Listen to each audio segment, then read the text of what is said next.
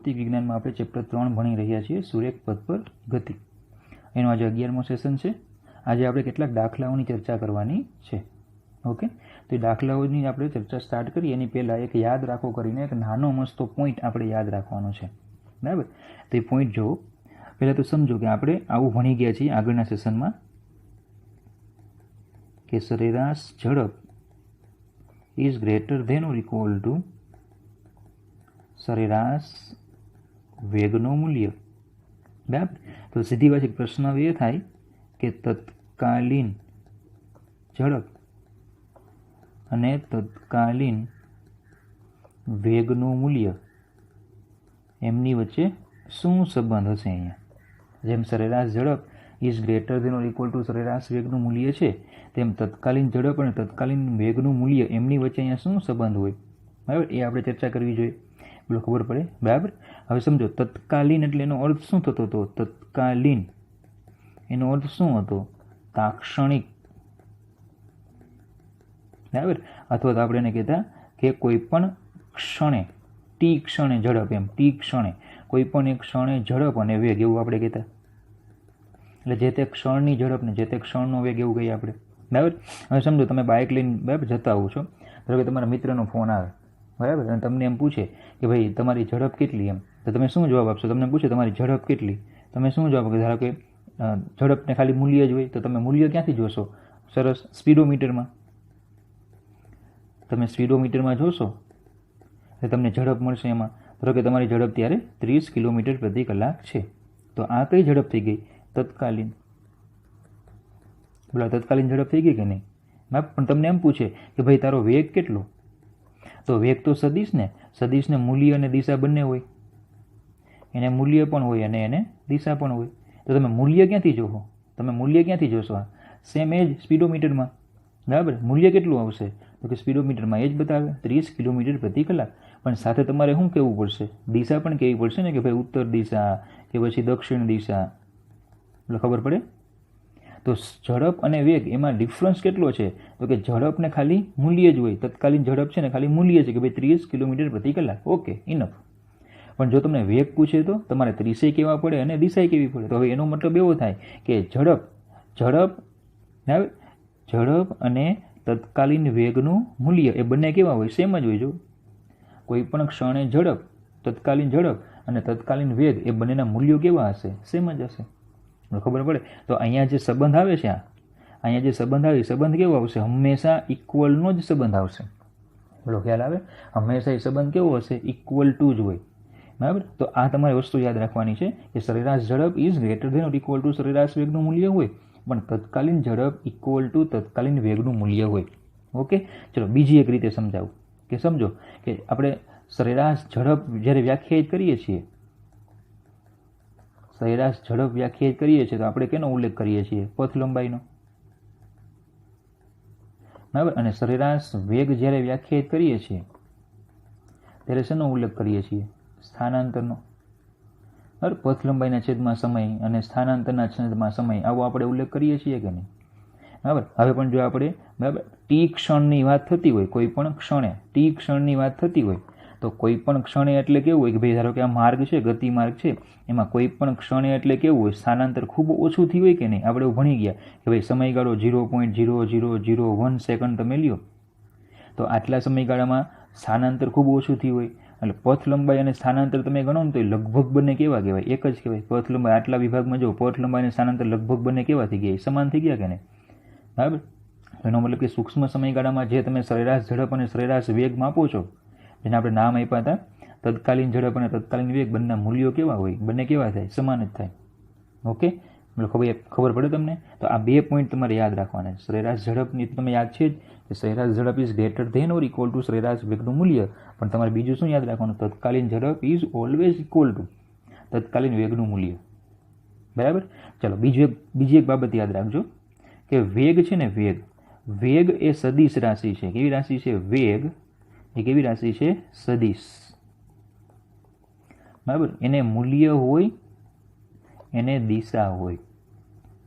અરે મિત્રો યાદ રાખજો, વેગનું આ મૂલ્ય ને એટલે જ ઝડપ. વેગનું આ મૂલ્ય એટલે જ શું? ઝડપ. બોલો ખબર પડી? બરાબર. તો આ તમને ખ્યાલ આવી ગયો આખો. હંમેશા છે ને આ બે વસ્તુ છે ને યાદ રાખવાની. બરાબર. ચલો ક્લિયર.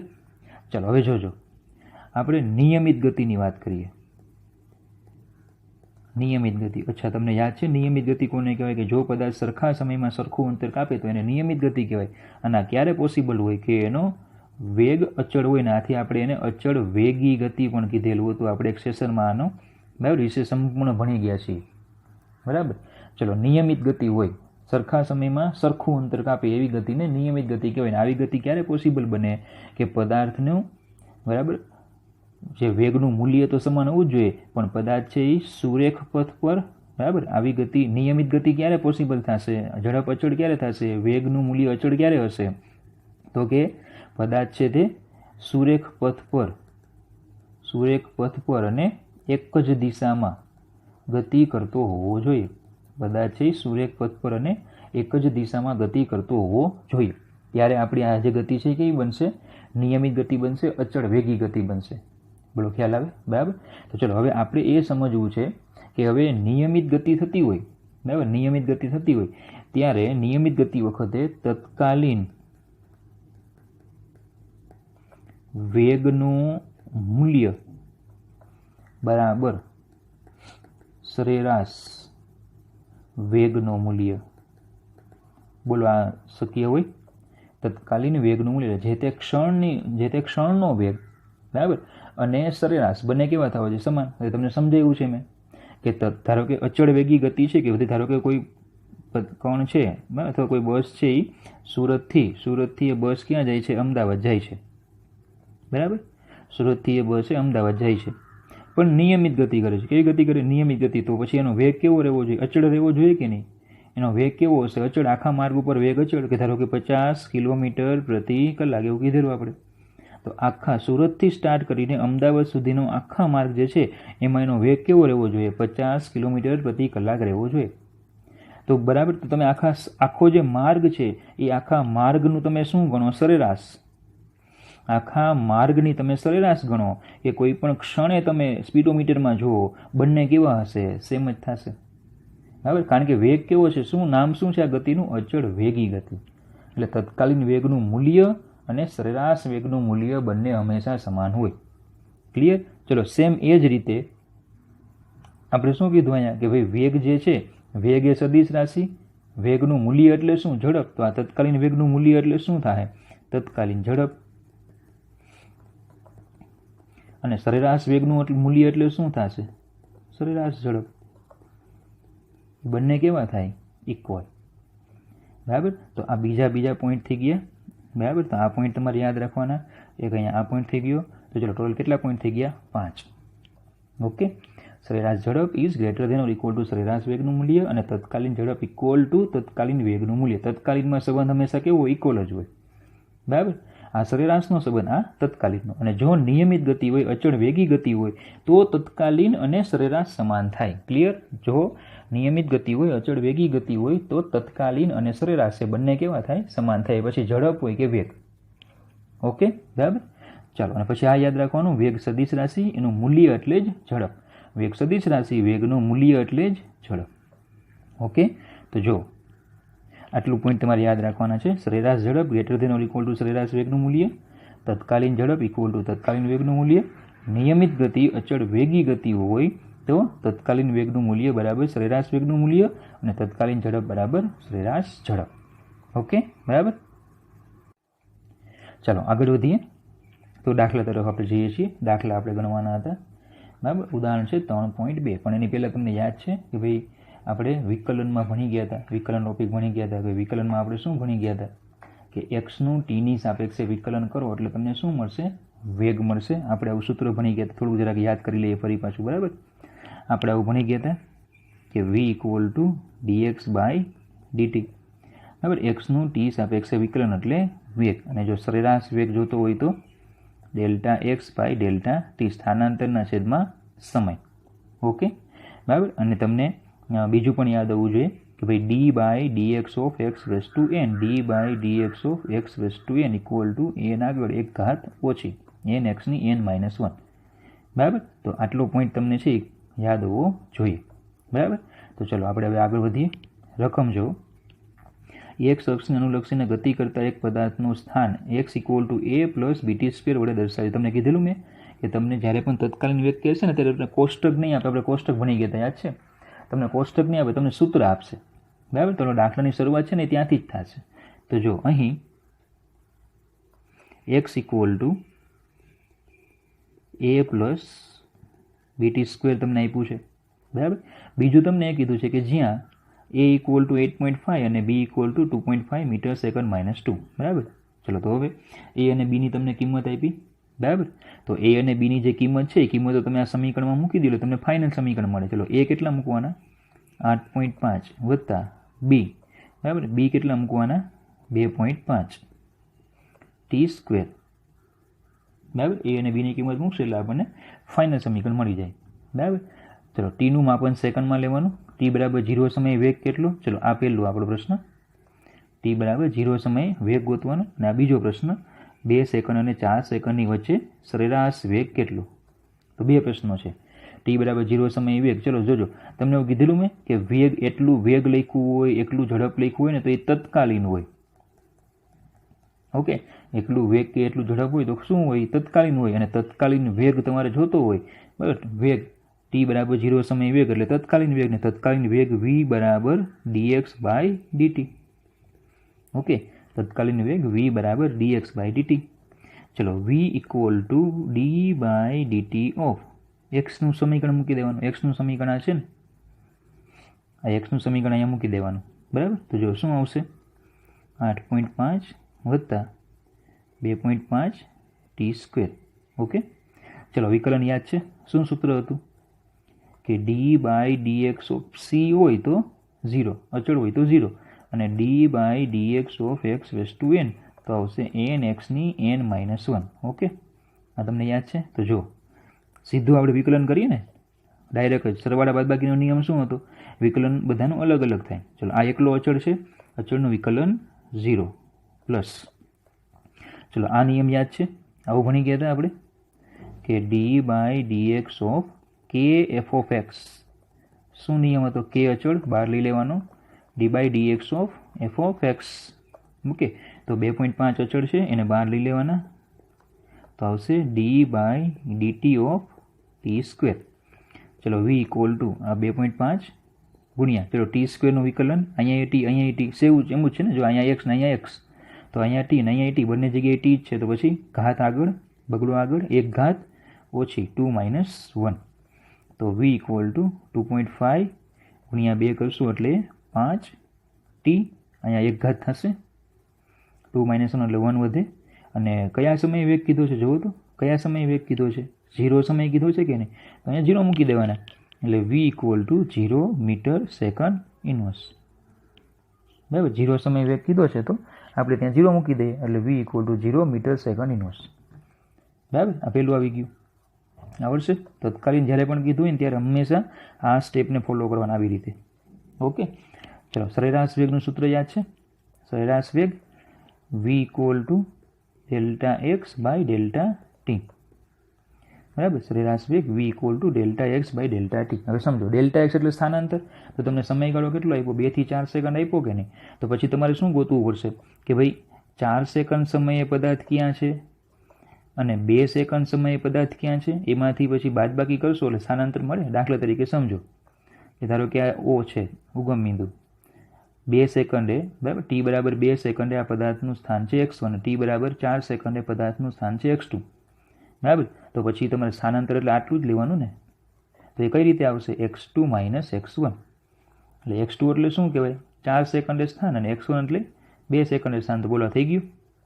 4 સેકન્ડે પદાર્થનું સ્થાન, 2 સેકન્ડે પદાર્થનું સ્થાન ગોતી લઈએ, બાદબાકી કરશું એટલે શું મળી જશે? સ્થાનાંતર.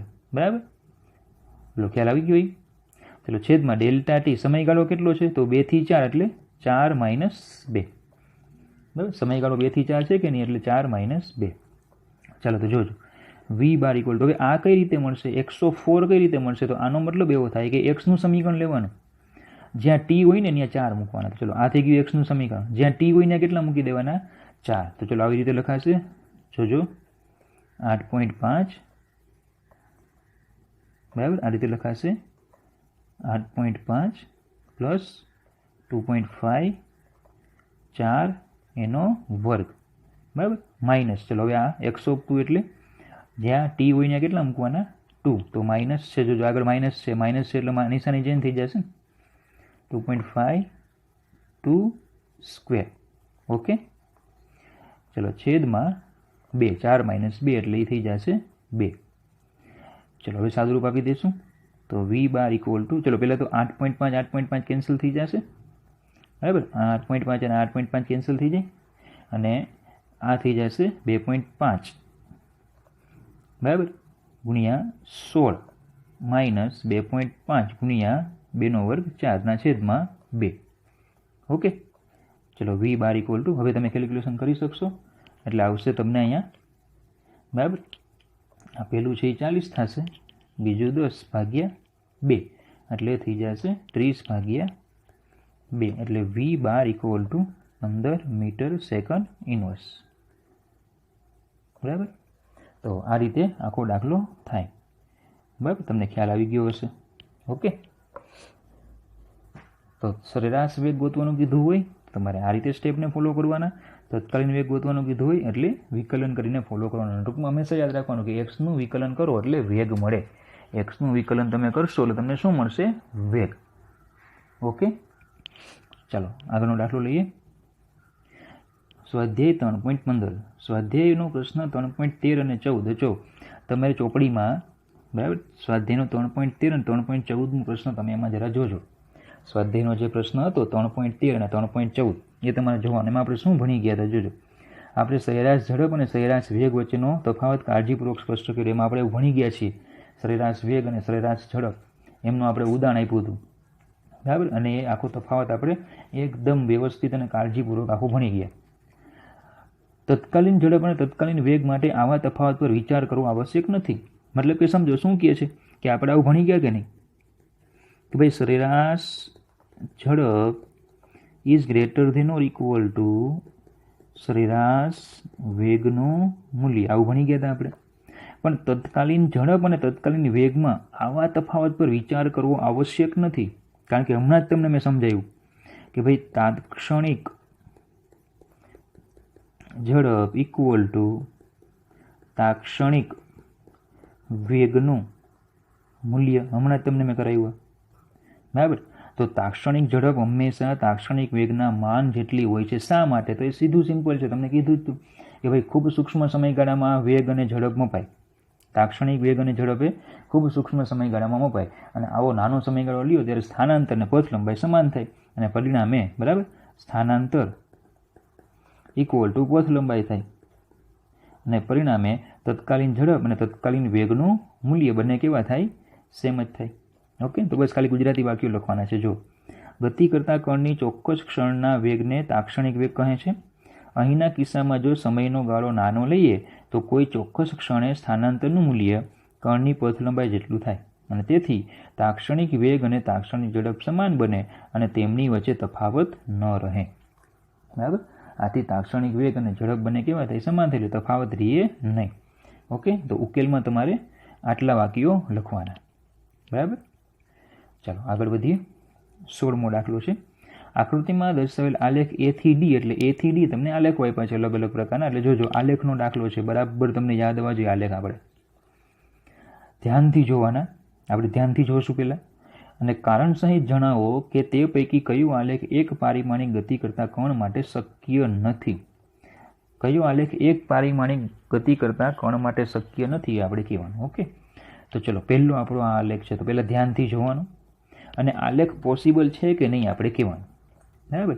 આલેખ એ પોસિબલ છે કે નહીં એ આપણે કહેવાનું. ઓકે, તો ખાલી એક તમે રીઝન આપશો ને, એક રીઝન, ખોટું પાડવા માટે એક રીઝન જોઈએ અને સાચું પાડવા માટે ઘણા બધા રીઝનો જોઈએ, બરાબર. ખાલી એક જગ્યાએ સાચું હોય તો આલેખ સાચું ન કહેવાય, પણ એક પણ વસ્તુ ખોટી એટલે આલેખ ખોટો. જોજો હું તમે એકદમ કોમન સેન્સથી સમજાવું. આ સમયની અક્ષ છે. ઓકે, આ સમયની અક્ષ છે કે નહીં, બરાબર. આ સમયની અક્ષ આ રીતે આપી તમને. આ સમય અહીંયા 0 હોય, પછી 1 2 3, બરાબર, એ પ્રમાણે તમને સેકન્ડો ધારે આપ્યો હોય એટલે સમય સતત કેવો થાય? વધતો જાય. આપણો આલેખ જોવો શું થાય? શરૂઆતમાં જો સમય સાથે એક્સ છે, સ્થાન છે, વધતું જાય છે. અરે પણ જુઓ તો સમય ઘટ્યો કે નહીં? હવે સમય ઘટે છે કે નહીં? પાછું જો ખબર પડી તમને હું કહું છું એ? બરાબર કે ભાઈ આ આલેખ છે અહીંયાથી શરૂ થાય એટલે સમય વધે જ છે. જો સમય સાથે આલેખ છે એ તમને આગળ વધતો જોવા મળે છે. પણ હવે સમય કેવો થાય છે? જો આ બિંદુ આગળ સમય પાછો ઘટી ગયો કે નહીં? જો તો સમય કેવો થાય? પાછો ઘટે. કોઈ દિવસ સમય ઘટે નહીં. સમય જે છે એ કોઈ દિવસ ઘટે નહીં. સમય ઘટે નહીં. સમય તો હંમેશા કેવો થાય? વધે જ. સમય કેવો થાય? વધે જ. એટલે આલેખ પોસિબલ નથી. આ એક મેથડ.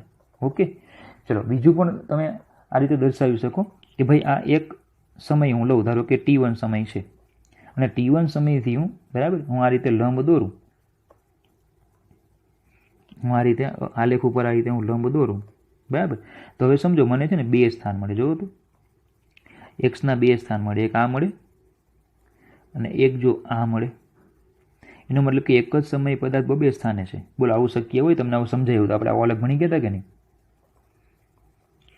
એક્સયુટીમાં આવો આલેખ ભણી ગયા હતા કે એક જ સમયે પદાર્થ 2 સ્થાને.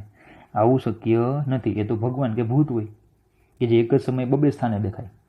ઓકે, તો બોલો આ પણ પોસિબલ નથી. તો તમને મેં 2 કારણ આપ્યા. બરાબર, તમે કોઈ પણ કારણ લખી શકતો. જો મેં આવું લીધું છે કે આલેખમાં એક જ ક્ષણે કણના 2 સ્થાન દર્શાવેલ છે જે એક પારિમાણિક ગતિ માટે શક્ય નથી. એક જ ક્ષણે 2 સ્થાન એક પારિમાણિક ગતિમાં એવું પોસિબલ હોય નહીં. બરાબર, ચલો બીજો. ચલો જોવો આ આલેખને, જોવો ધ્યાનથી. વેગ વિરુદ્ધ સમયનો આલેખ છે. બરાબર, V વિરુદ્ધ T એનો આલેખ છે. તો પોસિબલ છે કે નહીં તે જો. તો સમજો અહીંયા તીર માર્યું છે. જોવો તો એનો મતલબ કે આલેખ ધારો કે અહીંયાથી સ્ટાર્ટ કરું તો આ રીતે વેગ ઘટતો જાય સમય સાથે. અરે પણ પછી સમય પાછો જુઓ ને, આમ આ બાજુ આવ્યો સમય પાછો નેગેટિવ થયો. હું ઘટ્યો.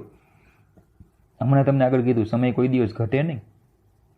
સમય ઘટે નહીં, એ તો વધે જ. એટલે આલેખ શક્ય નથી. આ એક મેથડ.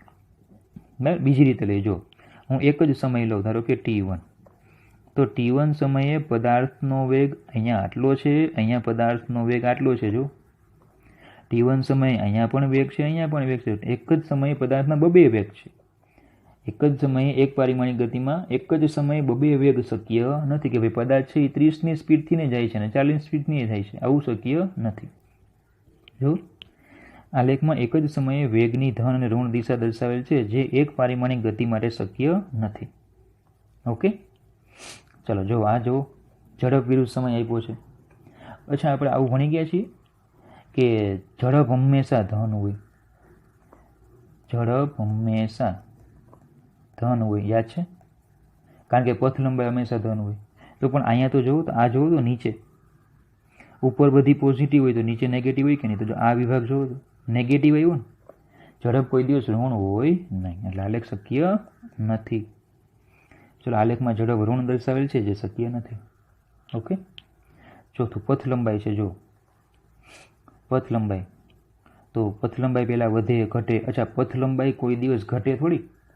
પથ લંબાઈ તો હંમેશા વધે જ. સરવાળો જ થાય ને. કોઈ કણ છે એ ગતિ માર્ગ છે આ એનો. અહીંયાથી સ્ટાર્ટ કરે એ અહીંયા ગયા રાખે. બરાબર, એક બિંદુથી એ શરૂઆત કરે છે, અહીંયાથી શરૂઆત કરે છે, આમ જાય છે, અહીંયા પહોંચી ગયો, પાછો રિટર્ન આવ્યો. તો પણ પથ લંબાઈમાં તો સરવાળો જ થાય ને. એમાં કોઈ દિવસ બાદબાકી થાય નહીં. એટલે પથ લંબાઈ કોઈ દિવસ ઘટે નહીં. પથ લંબાઈ તો શું થશે? એ તો વધતી જ જાય. પથ લંબાઈ હંમેશા શું થાય? વધતી જ જાય. પથ લંબાઈ ઘટે નહીં. એટલે આલેખ આપણો શક્ય નથી. ઓકે, જો આલેખમાં પથ લંબાઈ સમય સાથે વધતી અને ઘટતી દર્શાવેલ છે. પથ લંબાઈ સમય સાથે ઘટે નહીં, કદી ઘટે નહીં, જે શક્ય નથી.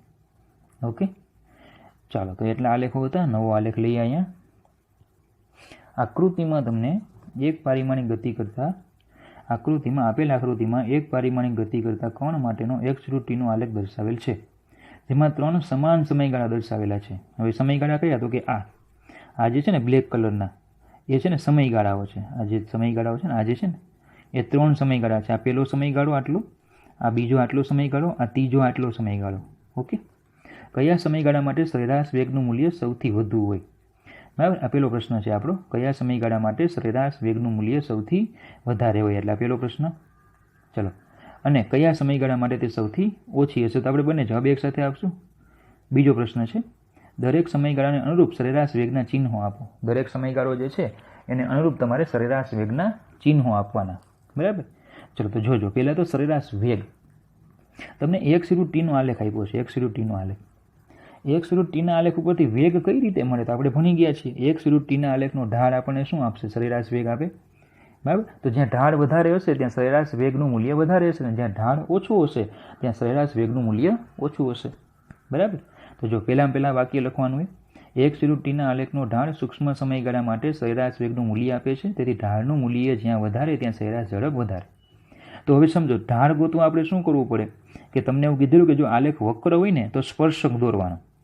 સ્પર્શક તમે દોરશો તમને શું મળી જશે? ઢાળ મળી જશે. ઓકે, તો જો આપણે અહીંયા છે ને સ્પર્શક દોરવાનું કે ભાઈ પહેલો સમયગાળો છે ત્યાં આ રીતે, બરાબર. આ જે પહેલો સમયગાળો છે, આ પહેલો સમયગાળો છે કે નહીં, તેમાં આલેખમાં આ રીતે તમારે એક સ્પર્શક દોરવાનો.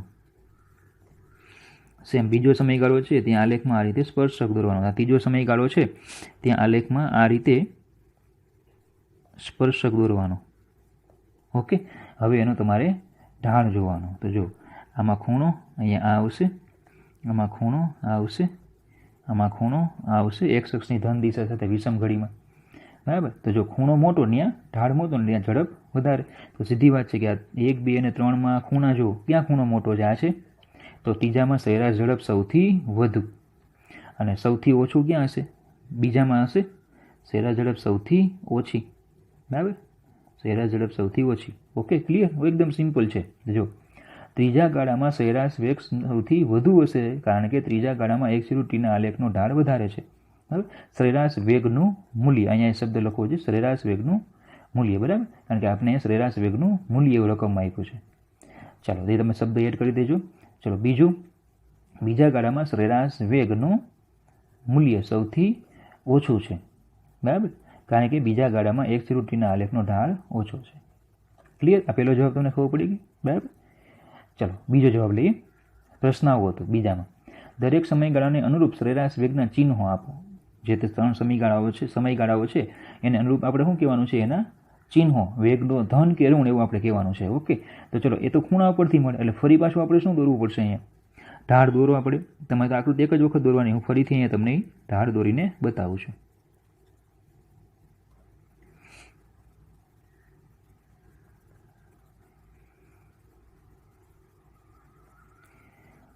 ચાલો, તો આમાં ખૂણો આ રીતે આવશે, આમાં ખૂણો આ રીતે આવશે, આમાં ખૂણો આ રીતે આવશે. અચ્છા, તમે આવું યાદ છે કે થીટા લેસ ધેન 90 ઢાળ કેવો? ધન. અને થીટા ગ્રેટર ધેન 90 ઢાળ કેવો? ઋણ. ઓકે, તો ચલો પહેલો જે છે, પહેલો એમાં થીટા કેવો છે? પહેલામાં થીટા લેસ ધેન 90 એટલે એનો ઢાળ કેવો હશે? ધન, તો એનો વેગ પણ કેવો? ધન. બીજામાં થીટા લેસ ધેન 90 તો ઢાળ કેવો? ધન. જ્યારે ત્રીજામાં થીટા ગ્રેટર ધેન 90 ઢાળ કેવો? ઋણ. ઓકે, તો જ્યાં ધન ત્યાં સરેરાશ વેગ ધન, અને ઢાળ ઋણ ત્યાં સરેરાશ વેગ પણ ઋણ, બરાબર. તો જો પહેલા અને બીજા ગાળામાં સરેરાશ વેગના મૂલ્યો ધન છે, કારણ કે પ્રથમ અને બીજા ગાળામાં એક્સ રૂટ ટીના આલેખનો ઢાળ ધન મળે છે. જ્યારે ત્રીજા ગાળામાં ઋણ છે, કારણ કે ત્રીજા ગાળામાં એક્સ રૂટ ટીના આલેખનો ઢાળ કેવો મળે છે? ઋણ. ઓકે, એક્સ રૂટ ટીના આલેખનો ઢાળ ઋણ મળે છે. ક્લિયર? ઓકે, તો આશા રાખું લેક્ચરમાં તમને ખ્યાલ આવતો હશે, બરાબર. Thank you.